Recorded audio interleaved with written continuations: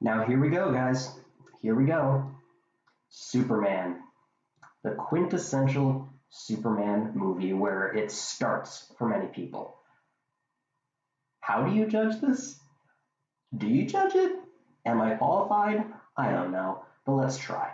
So much of what we think of when we think of Superman comes from this movie. That's what I learned during this whole enterprise, that this stuff, a lot of this stuff was never eternal. Um, you have Jonathan and Martha Kent in here. Um, you have Jonathan dying early on as a feature of this movie. Um, there's at least the idea that going to Earth gives him extra powers. I'm not sure if he was completely powerless on Krypton here, but there is some boost that Earth gives him, or that the sun gives him, I believe.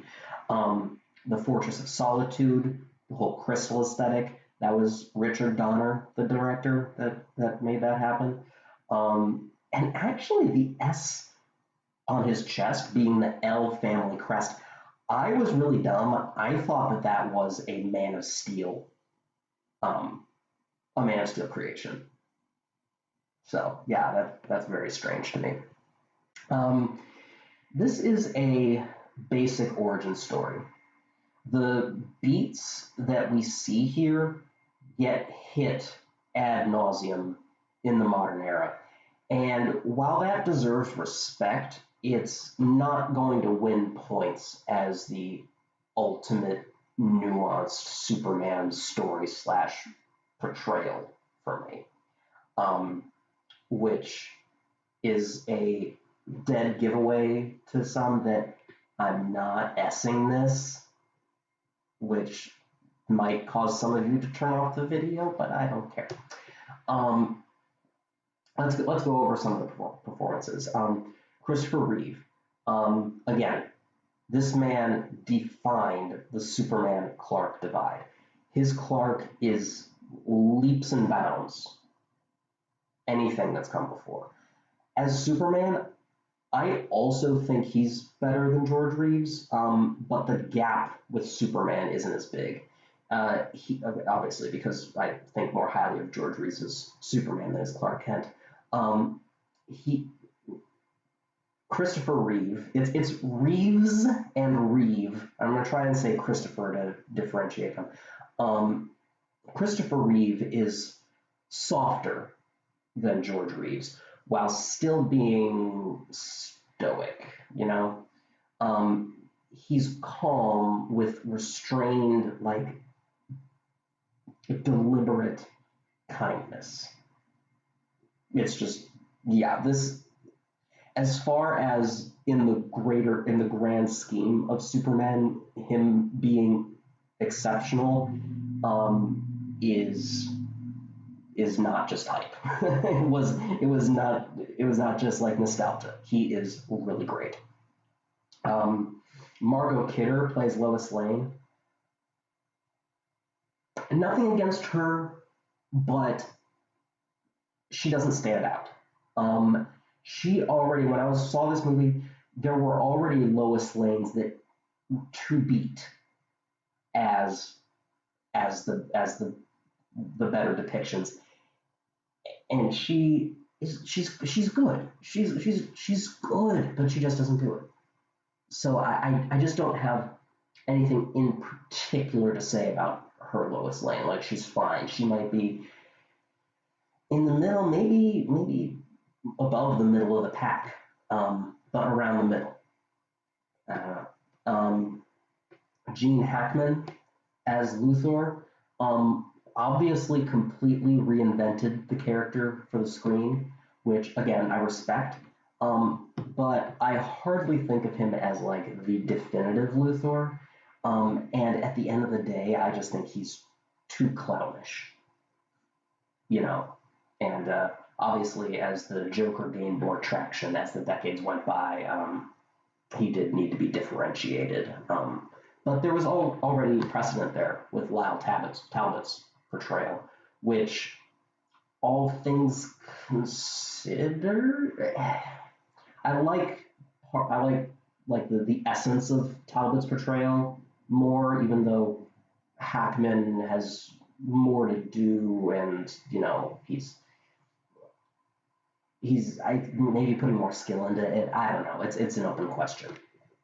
But then some other ones you have the famous Marlon Brando as Jor-El here, um, Mark McClure as Jimmy, Jackie Cooper as Perry, um, and then you got at the end you have Terrence Stamp as Zod, who I really want to focus on that actor for reasons that you'll see.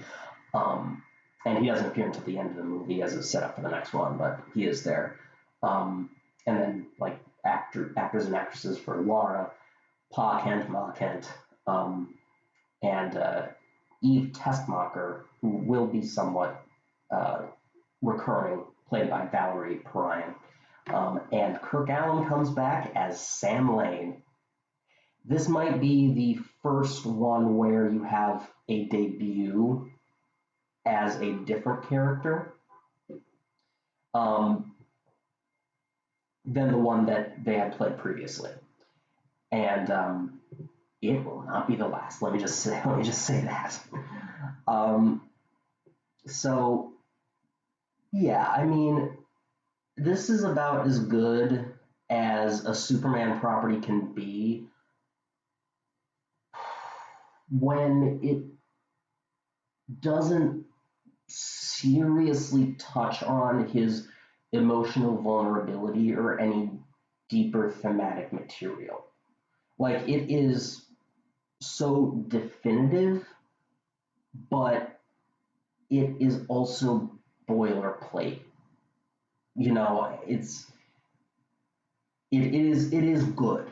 It is good, but there are better iterations. There are better like iterations and properties than this.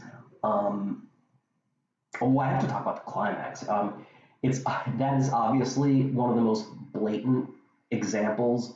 If I look at it generously, um, it's Superman has this whole thing. One of my favorite parts of Superman is like when he gets a power boost following like severe shock or anger. And that's how you could look at him flying around the earth to reverse time and save Lois. Um, and that in itself obviously has issues. It's comics, I don't care. But when you consider that he was unable to stop two missiles and then suddenly he could fly fast enough to turn back time, instead of an inconsistency, you could look at that as he got unlocked after Lois dying and suddenly he just went crazy powerful, right? So that's how I choose to look at it. Yeah, I think I would be this, the definitive nature, like the stuff that it offers is kind of average. The definitive nature definitely brings it up. So I think that B is probably the best place for it. If I don't make it from being drawn and quartered for this opinion, I just want to thank you for watching and hope you enjoy the rest of the video. Thank you. Now, Superman 2. So the first thing to mention is that we have two different versions of this movie, which is a little more common these days. We have the theatrical release and the Richard Donner cut. So basically, Richard Donner left in the middle of production, like creative differences or something, and Richard Lester took over, and Lester finished it up. Kind of, actually very similar to Justice League with Zack Snyder and Joss Whedon, with different results, but there is a similarity there. And I was under the impression that I had watched the Richard Lester version, so the theatrical release. And I'm like, maybe I'll go back and watch Donner, but I don't feel like doing it right now. I don't think I ever did. But I'm doing this review, and I'm like, oh, I recognize scenes that Wikipedia is attributing to both of these. So I still don't know how that happened. Anyway, so the story is Superman gets together with Lois. She finds out his identity, and he gives up his powers for her. Then, immediately learns about 3 Kryptonian prisoners that are bent on world domination. What terrible timing! Oh dear. Nothing had ever dealt with Superman's internal conflicts like this before this point. Something which today, despite some of the challenges the character's perception has gone through, we kind of take for granted that that's something that can happen. Between that he sacrifices his powers, and later to get them back, he sacrifices Jor-El and the fortress. We get some of the best Superman moments ever. Essentially, he sacrifices being Superman so that he can be fully Clark Kent with Lois Lane, and then he sacrifices being Kal-El and Clark in order to become Superman again. Because after the Kryptonians show up, Zod and the others, he's like, I gotta undo this. And they say, okay, but that's gonna cost you too, which is great. It should. I also kind of find it funny that they immediately recognize how problematic it could be for Superman to have a relationship. So Clark gets rid of his powers and doesn't even consider balancing the 2 personalities, whereas the tension from so many future properties comes from him trying to do exactly that. It's like they went back in time to make fun of the trope that would come later. It's really funny. Let me talk about a couple of differences between the 2 movies. So the way that Lois finds out Clark is Superman is different in each one. In the lesser theatrical version, which is not the one I remember watching, but again, whatever. He trips and his hand falls into a fireplace. And he's like, oh, it's not burned. And she's like, well, there you go. And he's like, well, there you go. In Donner, she points a gun at him and he's like, what are you doing? She's like, I'm going to prove you're Superman. And he's like, you crazy. You real crazy. And then she shoots him and he's like, oh, there you go. And she says, aha, they were blanks. And he's like, wow, I should have at least felt a real bullet, but I guess I didn't. I prefer the gun. I do. It's more conclusive. And I know Clark Kent is clumsy, but that was really clumsy to fall into the fireplace. His reflexes, he should be able to catch himself a different way. And that way, Lois looks more clever. So that's a point in Donner's favor. But either way, this is the first time that Lois has ever learned that Clark is Superman in visual media, in TVs and movies. So that's pretty great. And then at the end, the way that he makes her forget, the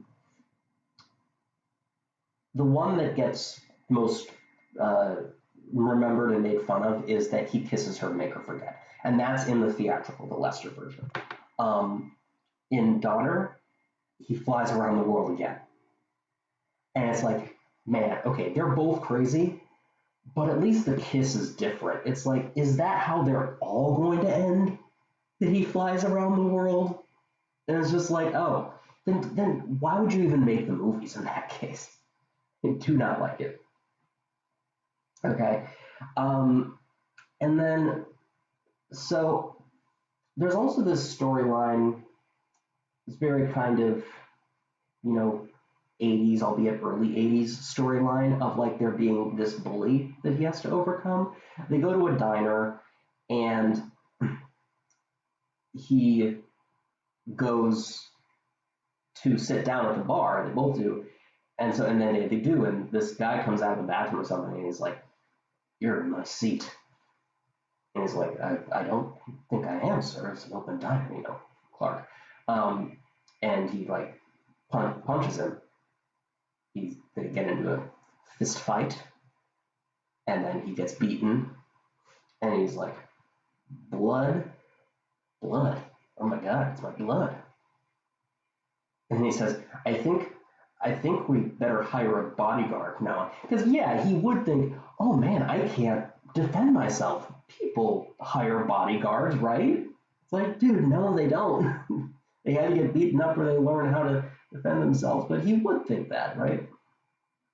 And Lois Lane says, I don't want a bodyguard. I want the man I fell in love with. And Clark goes, I know. I wish he was here. And I'm like, bitch, you asked for him to do this. And then you go and say, oh no, the man that I fell in love with, yeah, he's either the powers are like an integral part of who he is. Or maybe she's also saying instead that like, oh, you're not the man you were before because you're a coward now. Either way, that really does not look good on Lois. So that is unequivocally not good. Um, but the fact that when he gets his powers back and he comes back and teaches the bully a lesson, that I have more mixed feelings about. On the one hand, you get a swelling of pride and triumph. Yay, Superman, you dealt out justice. But uh, I guess it I guess it matters whether you play off the comeuppance as like, albeit mild vengeance, or just an opportunity to, teach someone a lesson in the most, least charged version of the phrase. Um, and there's a parallel to this to a more recent property that we'll talk about later. But yeah, mixed feelings about that. A couple other scenes that I want to mention. Um, I might cut in a play of this if I feel like it won't like get taken down for copyright or something. But she says something about not being able to sleep. Um, I don't know. It's this whole thing about like, this is killing me. You don't know what it's like, and I can't talk normally to you or show how I feel about you. I don't know, wouldn't know what to call you. And then the whole scene of Clark Kent and his mother saying like, I am choosing to give this up. And she says, if you want to live your life as one, you have to become then. You have to become one. And then there's no going back. And she shows her caring by like, you doing this to yourself, are you sure, my son? He says, I love her. This is wonderful. This is wonderful. It has everything I could want. First S. Now, Superman 3. Definite downturn. Richard Lester is directing this movie from the beginning, and he continues to take it in a comedic direction. Does not work very well. One of the major characters is a major comedian, Richard Pryor, who plays a tech guy called Gus Gorman. So you already know what he's going for. So so the storyline is Gus gets recruited by like a tycoon played by Robert Vaughn, um, and he wants to like tank the world's supply of different things so that he can up the value of his own stores of things. So, like it starts with what's the crop? Oh yeah, the coffee crop in Colombia, and so that again, so that he would get rich. And then Superman stops and he's like, all right, now I'm going to destroy Superman. It's time to make some synthetic kryptonite. And I think he gets Gus to do it. Again, this was like years ago that I saw this at this point, so bear with me here. Um, so in order to create synthetic kryptonite, he puts tar in it, and this is the first iteration of a kryptonite that affects Superman's mental state. So it acts like red kryptonite, which is going to be the version that we see for the most part, but it makes him more moody than carefree, which we'll see in other versions. Um, Still a dick though. um, but ultimately, it also acts like a different kryptonite, black kryptonite, in that it splits Clark Kent versus Superman, um, even though you can argue that they do that as a metaphor of him fighting internally himself. Um, that sort of split is uh, always ripe for showcasing internal conflict, but there's not much substance here. Um, Also, they fight each other in a junkyard. Like, how do you want us to take that? Um, Richard Pryor, he does a great job for the dubious role that he has. Honestly, I feel like it could have been so much worse. There's another example of a comedian trying to make a role work that I'll talk about, that does not like he's a decent decent actor alongside being a comedian. Honestly, he's pretty entertaining to watch, um, and he does get a redemption arc. He's like, oh man, this is getting really bad. I feel horror, but it's again just as dubious as the role. It's like, oh, I have to kill Superman. This is not what I signed up for. But it doesn't. I don't mind super much that it doesn't make sense. He's entertaining to watch. Not entertaining enough to make it enjoyable, but he does a pretty good job. Um, this is the first. I think it's the first live action. Maybe she was in um, the early Superman movie, but this is the first major depiction of Lana, played by Annette O'Toole. Um, and from a certain perspective, she is the perfect Lana Lang. She's a small town redheaded girl, stayed in her small town, and she's not married to anyone, so she is available just when Clark's love for Lois is being unrequited, because that's another plot point. Eh? Eh? Yeah. That's mostly what is to the movie. It's pretty messy. A lot like slapstick comedy that gets put in there. The final thing that they fight is like a supercomputer that shoots kryptonite rays. And they're trying to like go into like this tech thing, and guys, wow, yeah, there are worse properties, but it is definitely below average.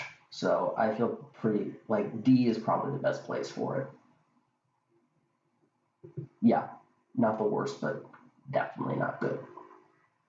Supergirl, the 1984 movie. This was intended to be a part of the Reeveverse, which, as far as like kind of connecting a movie that's not a part of the series, is not like literally explicitly a part of the series, is obviously something that we take for granted today, but it was really not heard of, I don't think, in the 80s. So that's pretty cool in and of itself. We have Helen Slater playing Supergirl. The connective actor with the rest of the Reeveverse is Mark McClure as Jimmy. And then the other actress to mention is Maureen Teefy, because she is the first depiction of Lucy Lane. And they would do this a lot. It's like you have Supergirl later on in the TV show would do this, where it's Lucy Lane instead of Lois Lane, and it's Lena Luthor instead of Lex Luthor, just kind of having that bit of distance from portraying the iconic characters while still like utilizing their role in the stories.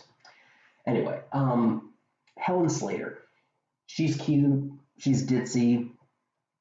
In my opinion, she makes the movie fun for what it is. What's the story? So Kara Zor-El is living on Argo City, which is a Krypton adjacent. She follows this device, the ultra powerful Omegahedron, to Earth and becomes Supergirl. Like just like that, it's time for me to become Supergirl. There's this wannabe witch named Selena, and she uses the Omegahedron to get magic and free herself from a warlock named Nigel. So far, I'm not making this up. Supergirl becomes Linda Lee, that's her alter ego, at an all-girls school, and develops a crush on a guy named Ethan.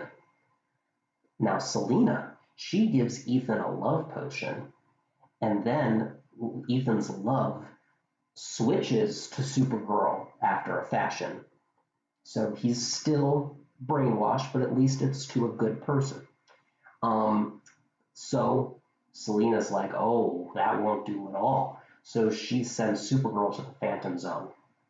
And in the Phantom Zone, she runs into the guy who introduced to us to and exposited the Omegahedron at the beginning, a guy named Zoltar, who exiled himself to the Phantom Zone for letting the Omegahedron get away. And he sacrifices his life to let Supergirl escape. And so now she has to contend with Selena, who is now the Princess of the Earth. The Princess of the Earth summons a demon, which Supergirl has to turn against her and send them all into the mirror dimension. And at the end, Supergirl returns the Omegahedron to the Argo City after a tearful goodbye with Ethan. All right. It's bad. It's bad. But I was kind of smiling while watching it. So I also kind of liked the sequence in the Phantom Zone with Zoltar that had a little bit of emotional weight to it.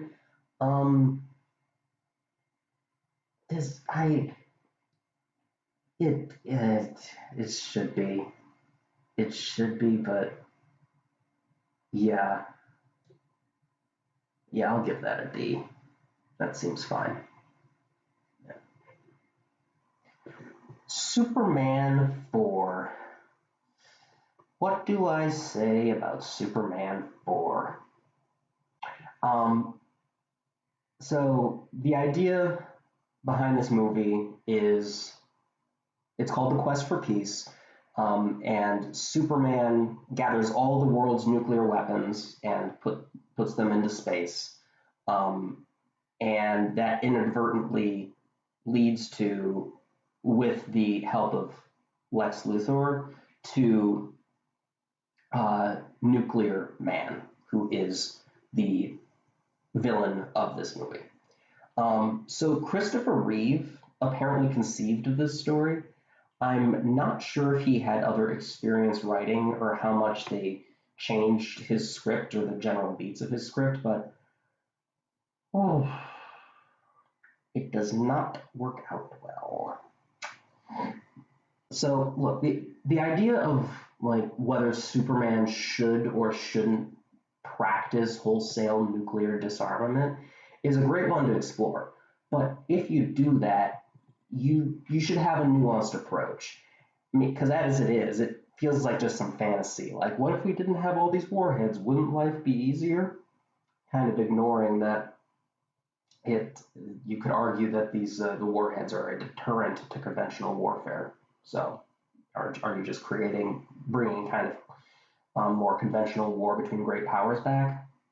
Yeah, it's a question to think about.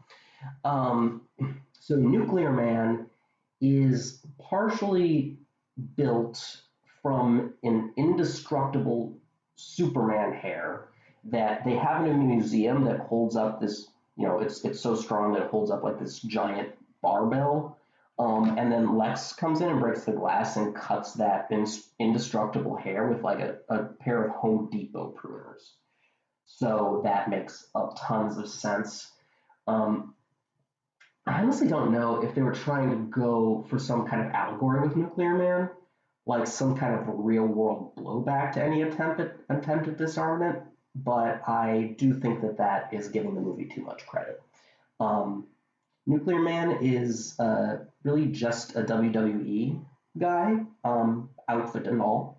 He's played by Mark Pillow, uh, and he has these radioactive claws and he scratches Superman with these claws, and it makes Superman almost die. Um, he saves himself with this Kryptonian module that is introduced, not apropos of anything, at the beginning. And so that makes it's just the clumsiest Deus Ex Machina ever. Though, is it a Deus Ex Machina if it's introduced first, or does that make it Chekhov's gun? Yeah, whatever. Uh, yeah, so there's this side plot of the Daily Planet being bought by like this tabloid tycoon, and Nuclear Man gets a crush on the new Daily Planet editor's daughter, and she and I think Lois Lane get involved in a fight. Superman with Nuclear Man in space. The humans breathe fine, of course, even though it's in space. Um, and then, well, how does it end? Yeah, he just throws Nuclear Man into a power plant, which powers the entire electrical grid. It's like, hey, does Christopher Reeve want nuclear power? I don't know. I don't know. Again, I don't. And just other weird stuff like reusing tons and tons of footage, even within the movie, but also from Superman 1. It's just so incredibly lazy. Um, it is faithful to comics, though, in the sense that they give him this random power of like rebuilding walls with his eyes. Um, and he rebuilds the wall of time. It just goes. He turns into Fix It Felix from Wreck-It Ralph. That's what happens. I, I'll just say it here. I'm not gonna leave it up to suspense. This is as bad as live action Superman gets. Like that. This is not a conversation. The Ruby Spears late 80s Superman cartoon. This is another one that I missed the first time. Not really sure how, just wasn't on certain lists that I consulted. Um, but this is basically the 60s cartoon with a bit of a glow up and the John Williams theme thrown in there. The animation is so 80s. Looks like Teenage Mutant Ninja Turtles, X-Men, Captain Planet. It's really uncanny. It's a really bad Lois Lane in terms of design. She looks just like one of the friggin' yeah, April O'Neil, um, one of the female Planeteers. That's really something. She's played by Ginny McSwain. Superman's played by Bo Weaver. Um, yeah, it is better. It is better though. Animation is better. All the characters are more regular. Paul and Ma Kent, especially. It's a step in the right direction towards the '90s animated series. Um, but every episode ends with a mini episode of Clark as a child, from a baby all the way to becoming Superman. And it's somewhere between cringy and cute, I guess. They have this music and this album that opens up and shows the quiet, quaint farm life. It's not bad. It's not too bad. Um, there is one moment that I have to mention though, because it is maybe the most hilarious moment in this entire thing. So it's the last episode. It's the last bit of the show where it's the flashback, but it's when he becomes Superman. And he gets the costume, and he's going to go and save the day. And he's just looking up at whatever trouble is going on, and he says, "This looks like a job for," and then he just stops and just goes into the phone booth. And I died. I died and came back to life. That's what happened. Uh, it's just the fact that he knew what line he wanted to say, but he hadn't been called Superman yet. And so he just doesn't say anything and just goes. I don't know. Something about that just super got to me. Um, and it's probably funnier if you see it. Just that last episode is seriously worth it just for that moment. I swear. It is again, like I said, it's the '60s cartoon, but better. So that is definitely a D.